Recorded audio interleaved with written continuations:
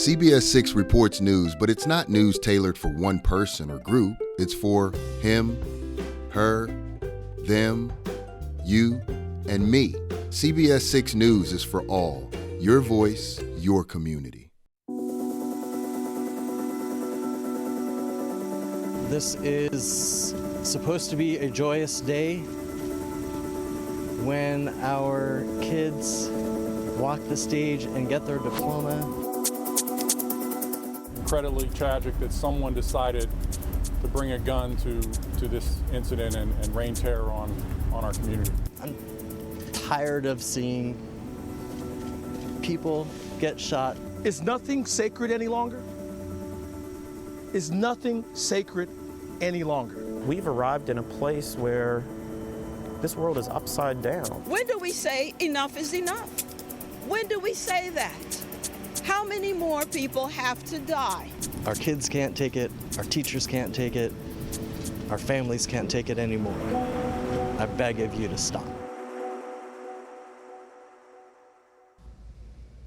It is a story making headlines across the country tonight.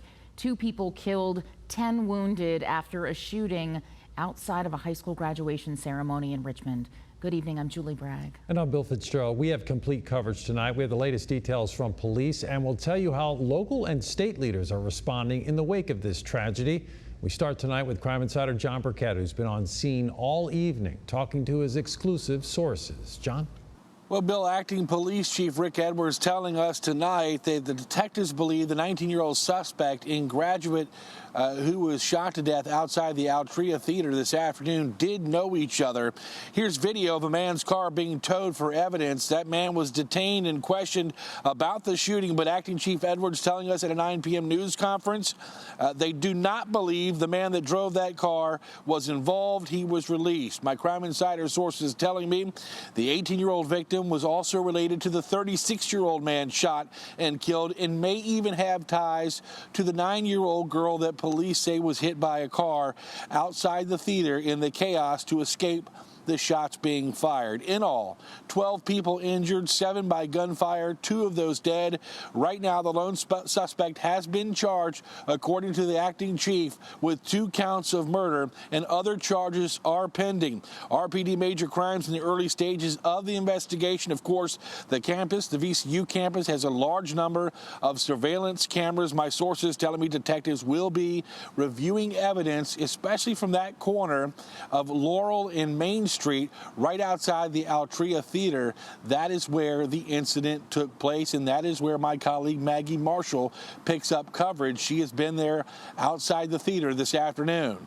Yeah, John, we really heard from Richmond Police Chief Rick Edwards just a little while ago, and he said this is a day that they have been planning for, but a day that they prayed would never come. He really, in that press conference, gave us some insight into the impact of those people directly impacted by the shooting. In total, he says that 7 total people were shot. This is the first time I'd seen that many students. I hope we don't forget it. No one really knows how to go about this normally. So this kind of grief is not going to go away overnight.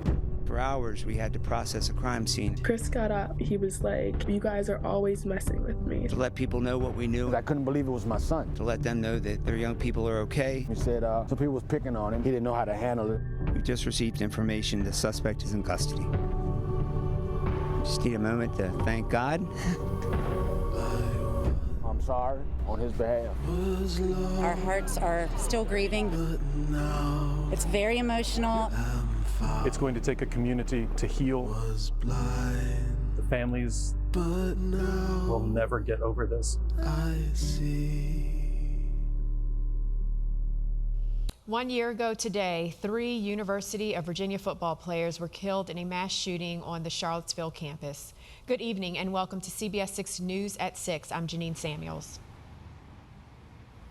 And I'm Bill Fitzgerald, anchoring our coverage outside Scott Stadium tonight. 1 year ago, Lavelle Davis Jr., Devin Chandler, and Deshaun Perry were shot and killed after returning to grounds from a class field trip. Here at Scott Stadium, members of the community have been coming together all day to honor those lives with a touching memorial that is actually growing by the minute.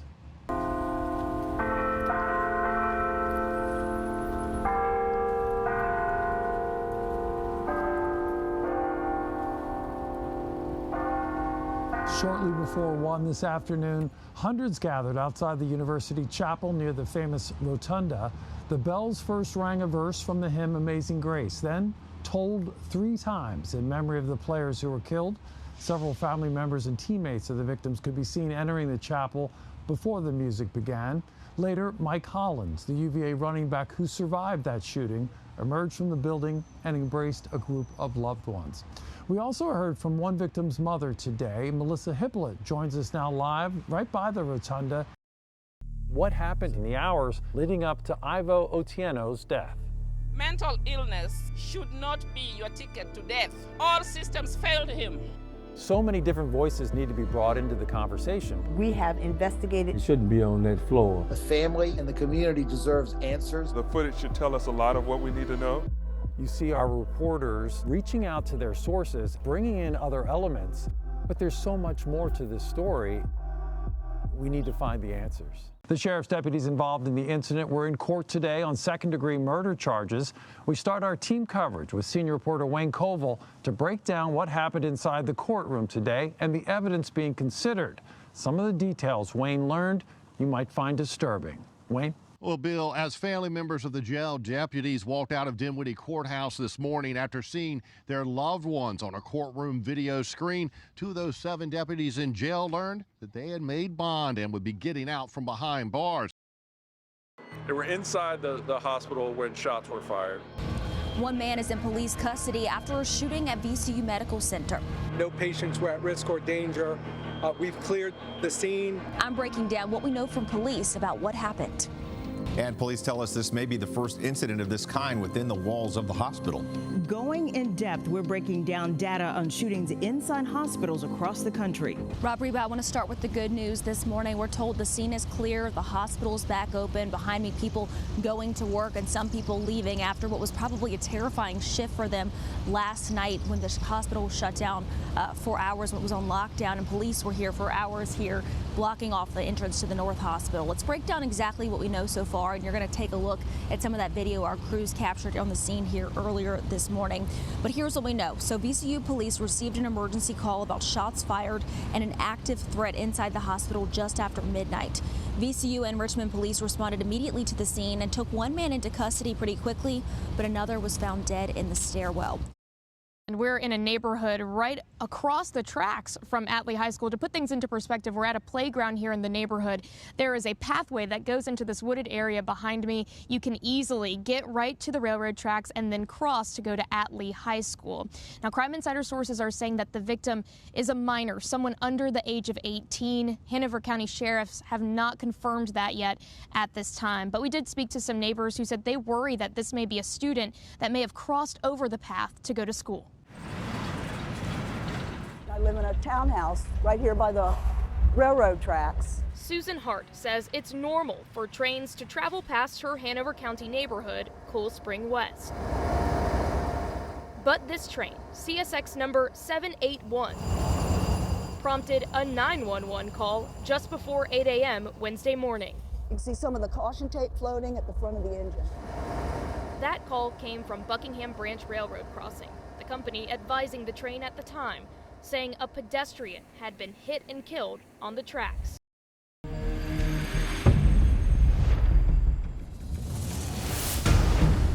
It's scary that someone in this town is killing our young men. Murders that happen down there, they're never solved.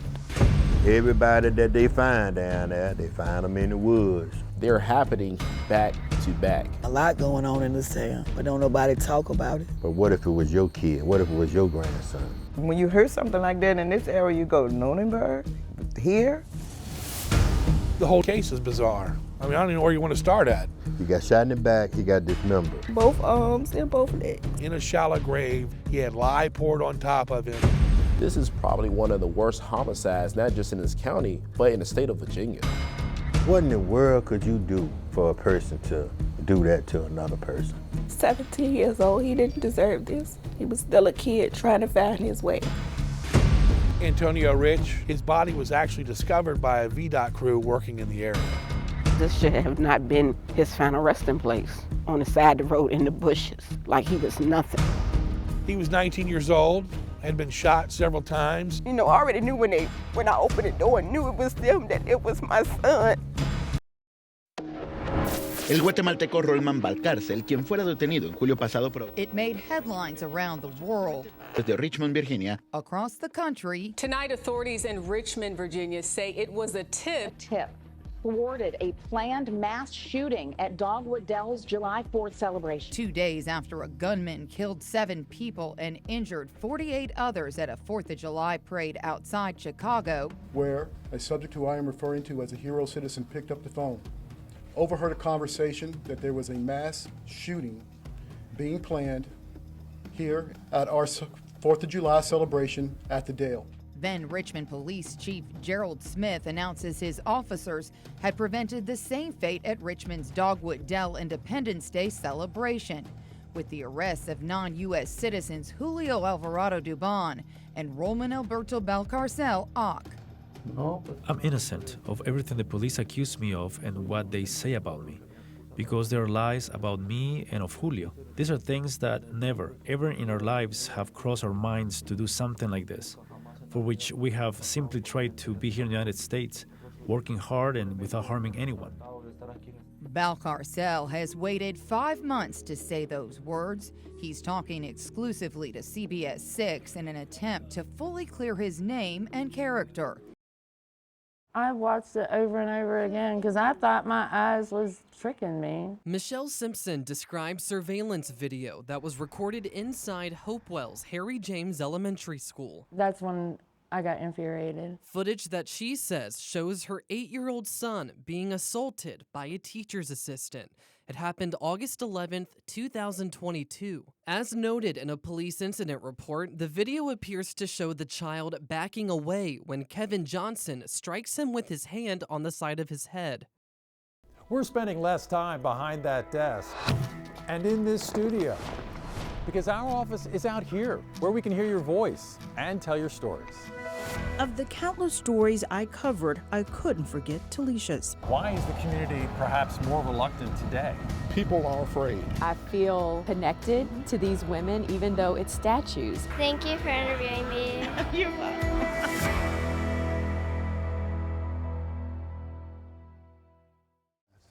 Try to do this, yeah.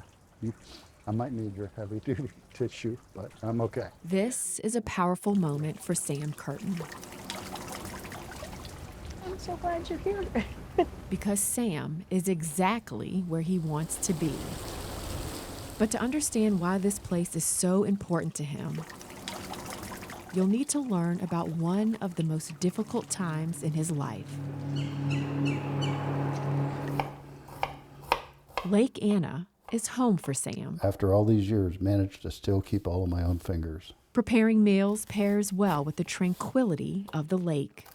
It is really a way to escape everything else that's going on around you. H4. It's where he and his wife Susan play board games to relax. H5. And they have a healthy love of competition. You sunk it. Yes. January 31st, 2017 at about 11:30 in the morning. They would need that competitive spirit when Sam's health took an unexpected turn. It was one of those moments you won't forget because part of the message was go get your affairs in order. Idiopathic pulmonary fibrosis, or IPF, is a cruel, scarring lung disease. I felt like I had never been sick a day in my life. A grim 2 to 5 years to live. Once I was diagnosed, it felt like I was coming apart at the seams. His breathing had started to get worse. His cough had worsened. He was more short of breath with activities. Dr. Ariel, the medical director for the lung transplant program at the Inova Fairfax Medical Campus. Typically with IPF, we would think of transplant window being in the order of months. In his case, I would have thought is in the order of weeks to months. Sam's care team made the decision to place him on the wait list. C3? Then, 9:03 the morning of July 9th.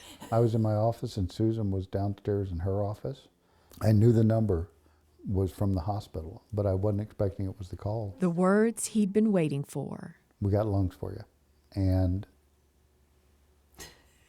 wait, hold on. What? 3 a.m. July 10th, an 8-hour procedure. You got your new lungs. I never doubted. I never had the thought of what happens if this doesn't work. My donor family had experienced grief at an unbelievable level. I couldn't be more thankful to them for what I was able to do now. I was breathing on my own. But it's the person he's never been able to thank that brings him back to the National Donor Memorial in Richmond for his annual visit. I know that at 9:03 this morning, my phone's going to sound an alarm because that was the moment I got the call. Okay. He and Susan I'm good. mustered the strength to walk in. With so many names. The one that just says baby girl. There's a baby boy down there too. It is overwhelming and humbling. And you have an alarm going off.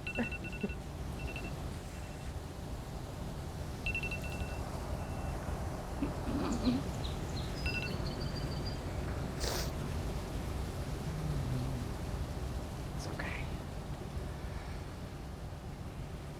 You're fulfilling somebody's dream. His message to his donor. In 2016, I suffered a gunshot wound to the neck. I've always been determined and self-driven. I just trying to let anything stop me, regardless of my circumstances. It's just who I am. I always knew I wanted to go to school.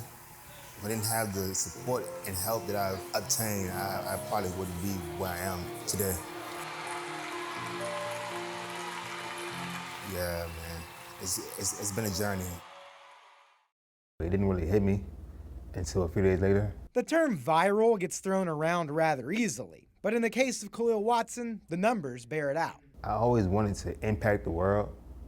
I just didn't know how I was gonna go about doing so, nor did I expect for it to happen this soon.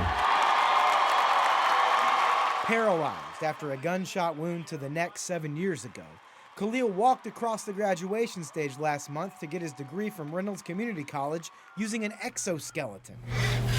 Sheltering Arms Institute loaned out the exoskeleton for Khalil's graduation. Their team's been tracking his story. They say it's received more than 330 million impressions worldwide so far. It definitely feels great knowing that I was able to impact others. Not only did I impact people who are disabled, but I impacted people who are able as well.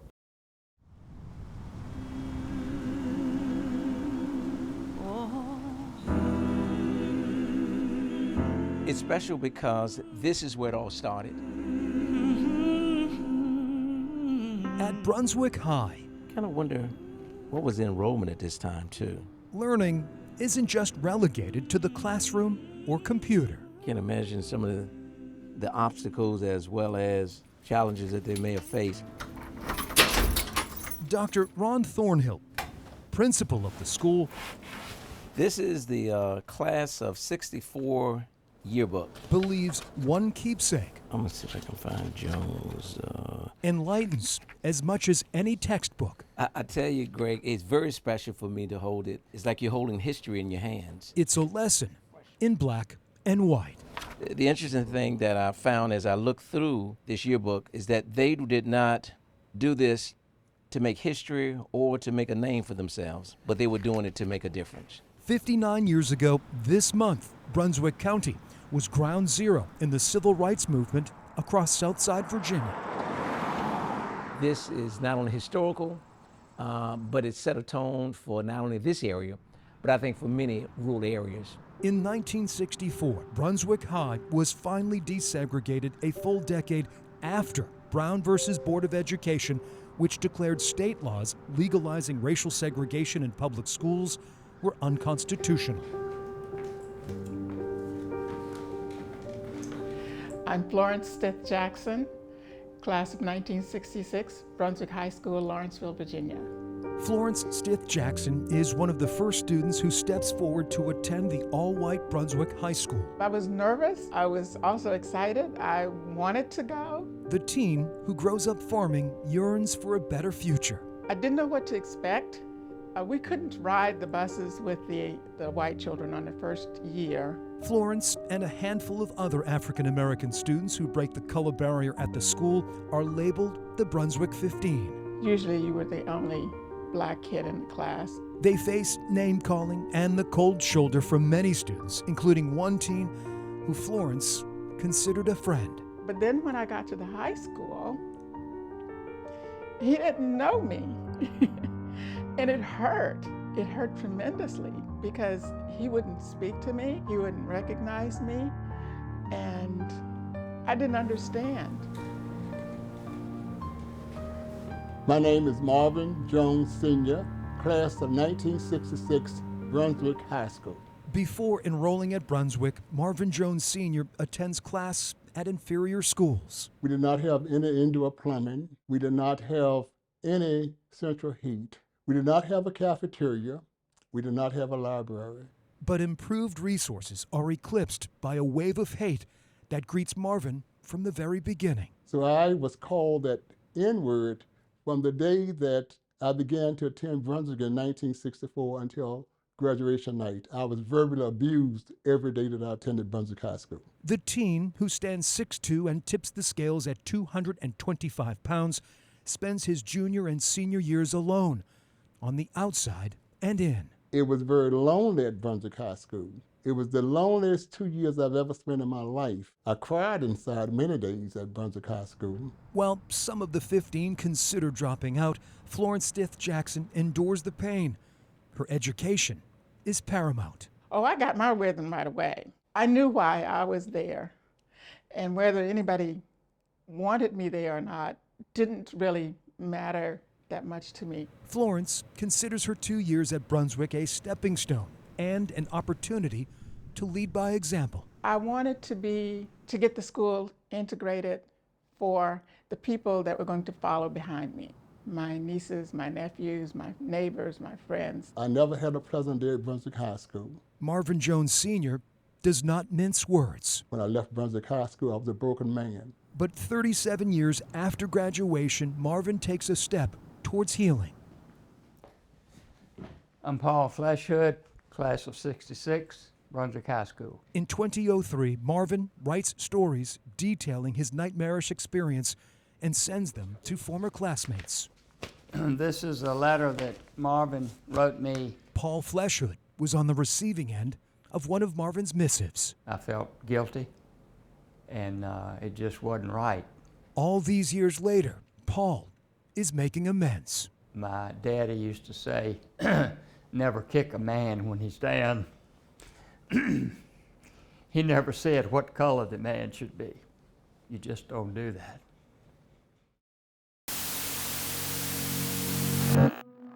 I would not want to keep any of my enemies in this type of conditions these dogs were kept. 31 years ago this month, it was the talk of the town. They're pitiful. They need a home. They need love. On August 3rd, 1992, nearly 200 dogs and cats were seized from a woman's home in Hanover County after deputies received tips that the animals were being kept in deplorable conditions. A judge ultimately found the owner guilty of more than a dozen counts of animal cruelty. Because of their health, Hanover County officials were forced to put at least 10 animals to sleep. And the pets that weren't euthanized were put up for adoption. I remember when my mom saw that story, she thought, oh, I'm gonna go get a dog. You know, she always wanted a dog and she always wanted us to have a dog. Tricia Smith was just a kid living in Chesterfield County back then. She had not thought about any of this in years until recently. I wish I did have pictures of that daggone dog. Her mom, on the other hand, she was a big animal lover. Is always on her mind. She was a wonderful person. My mom worked 2 jobs a lot of the time, and so she was really busy trying to take care of me and my sister. Even if that meant splitting up the family. In 1996, after the family moved from Chesterfield to Richmond, Robin Hopkins and her husband sent Tricia to live in North Carolina, where they thought she would receive a better education. They decided to let me go stay with my aunt and uncle here in North Carolina. And so my plan always was to go and finish out school here, but then come back to Virginia. But Tricia ended up marrying her high school sweetheart, building a life and raising a family outside of Raleigh. Despite the distance, she and her mom remained close. And she came to visit me a lot, and I came to visit her as well. And they wrote each other letters. Then she says, P.S., remember always, I love you forever and ever. But the separation did lead to some second guessing. And I always thought to myself, like, what if something happens? You know, would I regret not being there? You know, and something tragically did happen. Robin died several years ago. And while Tricia has many fond memories of her mother, those can fade with time. Literally, this is all I have of her. In terms of something tangible, she only has a handful of mementos and photographs. I don't have many of my mom, just because back in that day, you know, the parents took all the pictures, and I didn't really have a lot. Tricia's 3 children have even less. They would ask me, well, do you have any videos of your mom? You know, do you have videos when you were a kid? I'm like, no, we didn't have that back then. You know, not everyone had a huge video camera, you know, back in the day. Unless you worked at a television station.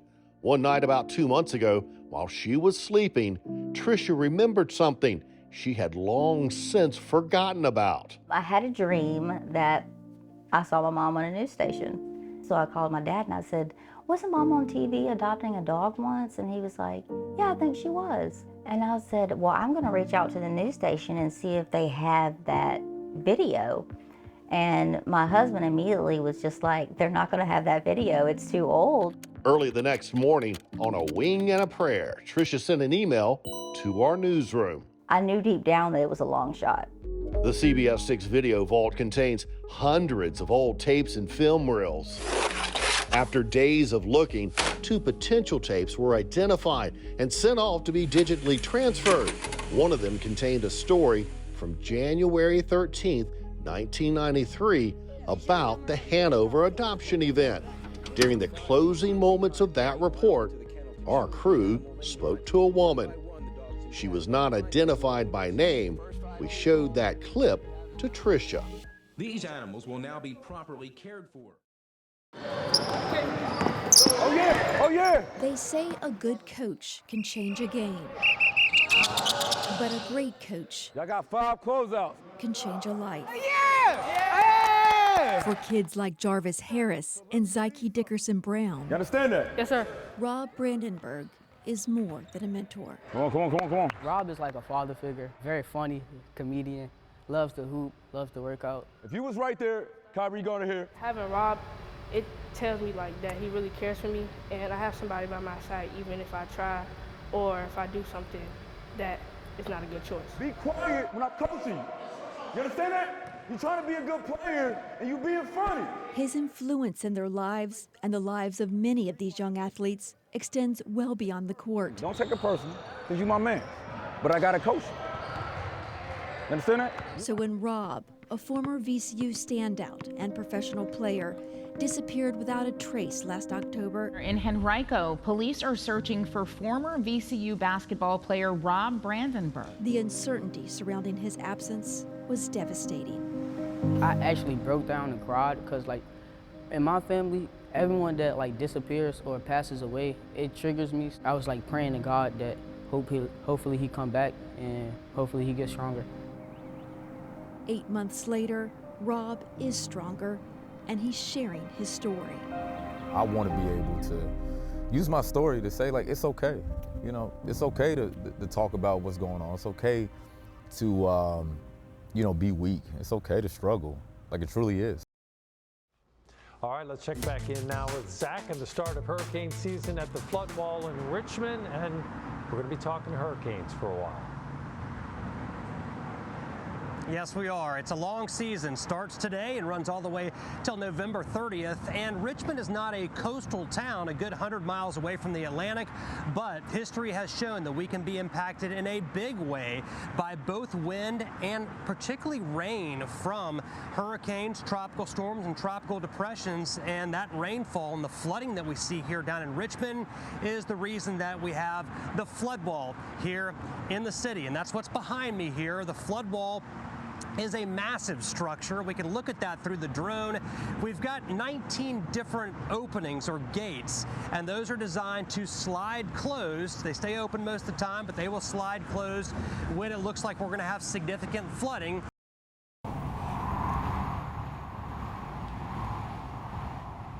Well, those of us who were in Richmond in September of 2003 will never forget the name Isabel. The hurricane did unprecedented damage to our area, knocking down tens of thousands of trees, snapping power poles, and leaving people without electricity for days, even weeks. Let's send it back out to Bill at Bird Park, one of the places hit hardest in Central Virginia. Bill?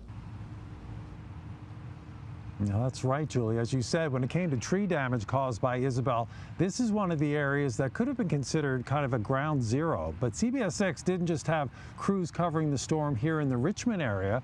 Our Greg McQuaid reported live from Virginia Beach during the height of Isabel 20 years ago this week.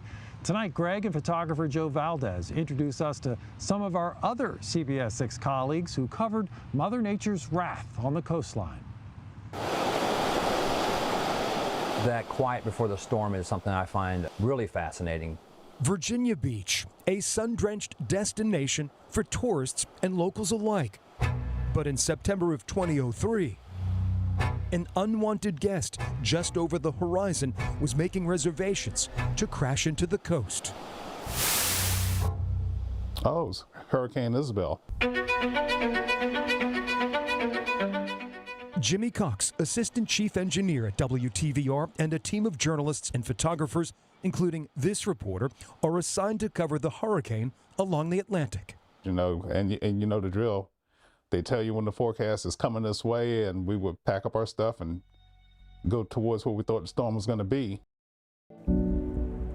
There is nothing that gets us driving quite so fast as a report that there's someone in the water. These people were in the water somewhere between 40 and 50 minutes, lives hanging in the balance. It's extraordinarily gratifying to be able to help someone who is in distress. Hugs and thank yous like you wouldn't believe. Seeing them walk away is thanks enough. On April 1st, rescuers faced one of their most challenging calls in a half-century of service. When I heard people in the water, I dropped everything, jumped in my car, and came. A 50-foot yacht heading north to New Jersey springs a catastrophic leak. A moment later, the vessel disappears beneath the choppy waves.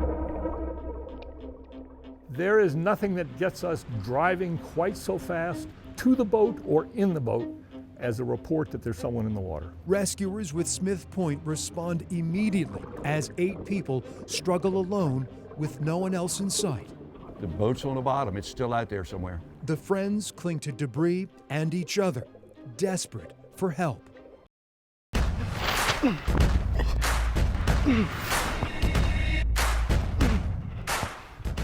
Final Score Friday, Fridays at 11. Good evening, everyone. Week 9 already of Final Score Friday. Sean and I honored to be joined by the cheerleaders from Armstrong High. Their Wildcats had the week off. They are nice enough to come in and join us on their week off tonight anyway, so thank them for being here. Our game of the week, something of a preliminary playoff game in that the loser wouldn't have their season come to an end, but it'd be an awful lot tougher to make the postseason. Both Mills Godwin and Douglas Freeman would be in the playoffs as of tonight. The winner would be able to put more distance between themselves and the cutoff spot. The Final Score Friday Game of the Week is sponsored by Bojangles. Add to that the fact that this is one of the oldest rivalries in the region. The series has been split over the last 6 regular season meetings. Second quarter, 6-0 Freeman when quarterback Jaden Reese keeps it himself for an 11-yard touchdown. Mavericks up 12-0. Secretariat has opened a 22-length lead. An amazing performance by this miracle. The greatest racehorse that ever was. Secretariat is arguably Virginia's greatest athlete.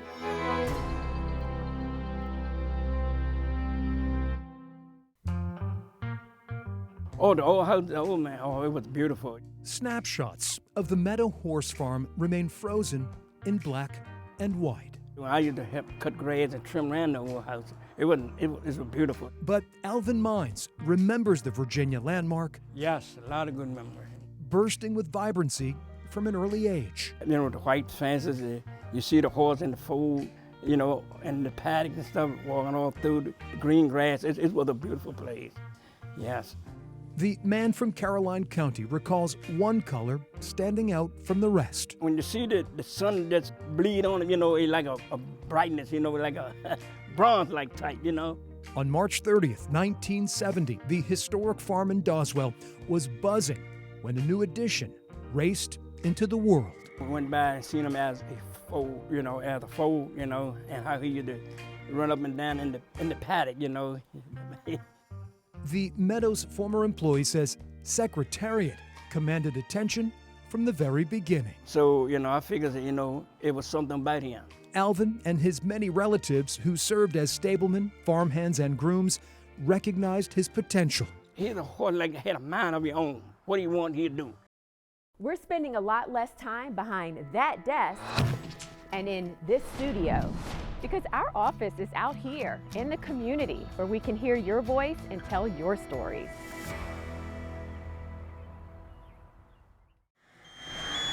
Janine, you did such a wonderful story last week on that family that lost everything in a fire, but the Red Cross was there. Come on, girl, let's go. And it made such an impact, everything that happened afterwards. Hi, girls. How are you?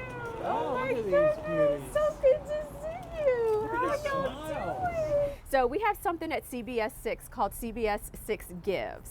And we know that you all obviously recently lost your home. And I know that likely was devastating because you lost everything in your home, right? Yeah. So we wanted to make sure you knew how much we appreciate you all for your courage and still smiling in spite of everything. So we wanted to give you guys a shopping spree in the world of Murrow. I'm so emotional, like seeing them recognize me and then walk up and give me a hug. That in and of itself made my day. But then when their eyes literally lit up when they realized that they were going to be able to come in here and just have fun and have a shopping spree, I think it just helps me realize that the smallest thing matters. Like it? Y'all happy? Yeah. You enjoy it? Yeah. What do you say? Thank you. Thank you. Do you like the color pink? Is that one of your favorite colors? It has a blue. Did you have a good day today at school? Yeah. Yeah. But I'm happy today. Yes. Why are you happy? Because of you. Because of me? Oh, that was sweet. Thank you. I appreciate it. From the bottom of my heart, I really do appreciate it. She's happy. Look. She's happy. Thank you. You're welcome. Bye. Thank you so much. Appreciate it. Come out to the CBS 6 Lemonade Stand, July 21st. Help us support children fighting cancer. And don't forget to donate and dunk one of these guys. Oh, wow! That was close!